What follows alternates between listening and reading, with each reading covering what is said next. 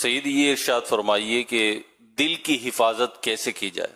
اللہ پاک پارہ 30 سورۃ الاعلی آیت نمبر 14 میں ارشاد فرماتا ہے قد افلح من تزکا.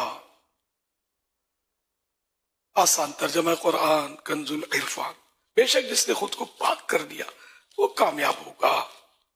یعنی کامیاب ہوئی جس نے اپنے دل کی حفاظت کی اور خود کو برے اخلاق سے بچایا.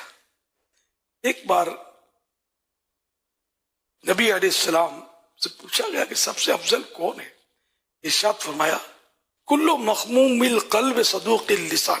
عرض کی صدوق اللسان یعنی سچی زبان والا تو ہم جانتے ہیں، مگر مخموم بالقلب کون ہے؟ فرمایا وہ ایسا ستھرا ہے جس پر نہ گناہ ہو، نہ ظلم، نہ کینہ اور نہ حسد ہو. تو یہ بہرحال لے کے کامیاب دل کی صفات خوبیاں یہ بیان کی گئی.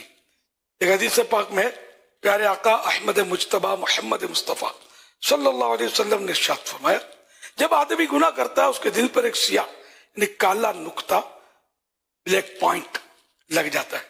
اگر توبہ کر لے تو وہ نقطہ یعنی بلیک پوائنٹ مٹا دیا جاتا ہے، ورنہ اگر دوبارہ گناہ کیا تو ایک اور نقطہ یعنی پوائنٹ کالا لگ جائے گا. پھر ایک اور گناہ کیا ایک اور نقطہ لگ جائے گا، کرتے کرتے پورا دل سیاہ یعنی کالا بلیک ہو جاتا ہے.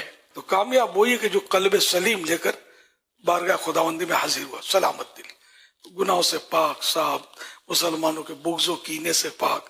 اور جہاں اخلاق کہا جاتا ہے اس کا مطلب ہمارے یہاں تو وہی مراد ہوتی ہے کہ ملنسار ہو. عام طور پہ اخلاق یہ بھی ہے، لیکن اور بہت ساری یعنی اس نے اخلاق، اچھا اخلاق ہونا یہ بہت ساری خوبیوں کو ایک جگہ کر دیتا ہے.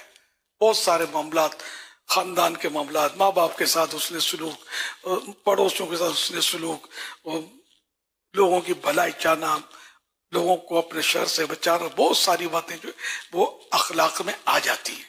اخلاق اچھے ہوں سمجھو بندہ کامیاب ہے. صلو علی الحبیب صلی اللہ علی محمد.